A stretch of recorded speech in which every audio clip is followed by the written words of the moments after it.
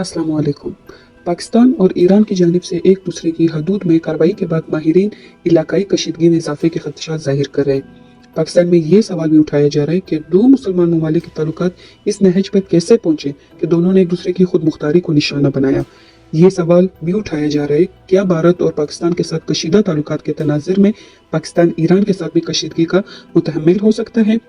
बाज़ माहिरीन समझते हैं कि हालात मामूल पर लाना फरीकीन के मुफाद में है। याद रहे कि ईरान में रवा माह दहशतगर्दी के वाक़यात में दर्जनों अफराद हलाक हो गए थे।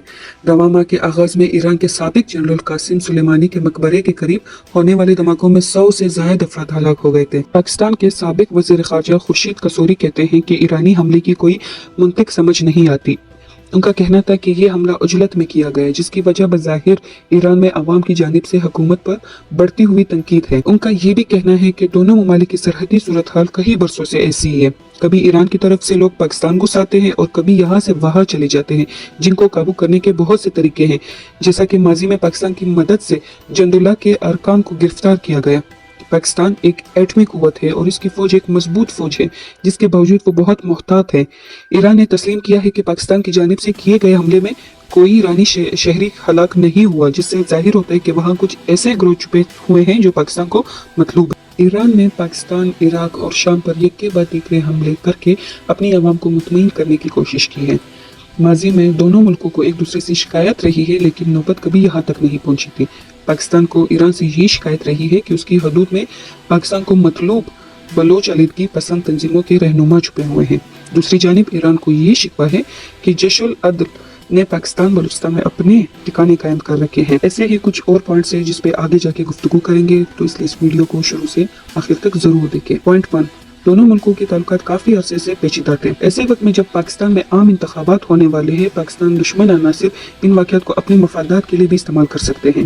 दिफाई तज्ज़ियाकार और पाकिस्तानी फौज के साबिक लेफ्टिनेंट जनरल नईम खालिद लोदी कहते हैं कि ईरान ने जो कुछ किया, पाकिस्तान ने इसका फौरी और बेहतरीन जवाब दे दिया है। उनका कहना था कि पाकिस्तान के लिए ईरान की तरफ से ऐसा इक़दाम हैरत अंगेज है, क्योंकि माजी में ये दोनों ममालिक मिलकर सरहदी इलाकों में दहशतगर्दों के खिलाफ ऑपरेशन भी करते आ रहे हैं।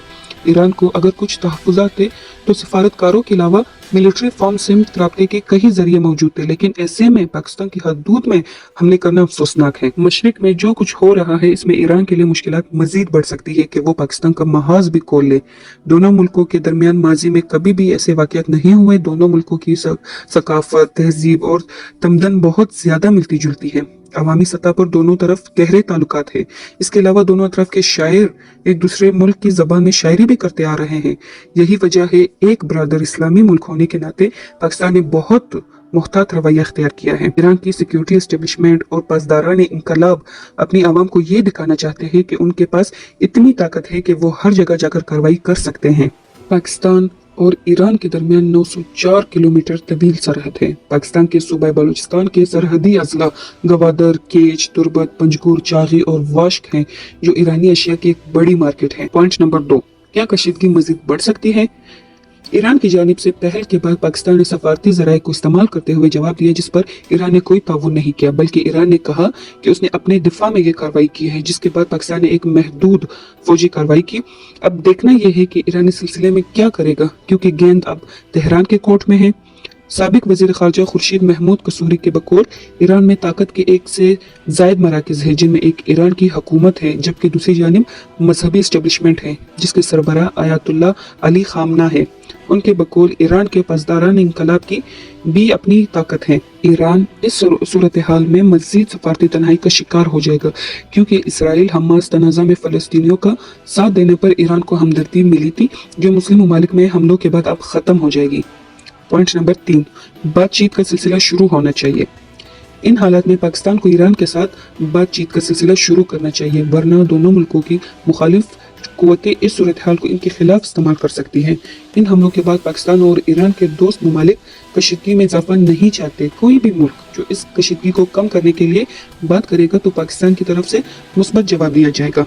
ईरान भी इस वक्त कशीदगी में यकीनी तौर पर कमी चाहता होगा, क्योंकि ईरानी इक़दाम के बाद पाकिस्तान की तरफ से सख्त जवाब दिया गया है। लिहाजा जो ममालिक सालसी की पेशकश करेंगे, उन्हें मुस्बत जवाब मिलेगा। आप इस सूरत हाल पे क्या राय रखते हैं, कमेंट सेक्शन में ज़रूर बताइए। फिलहाल के लिए थैंक यू एंड अल्लाह हाफिज़।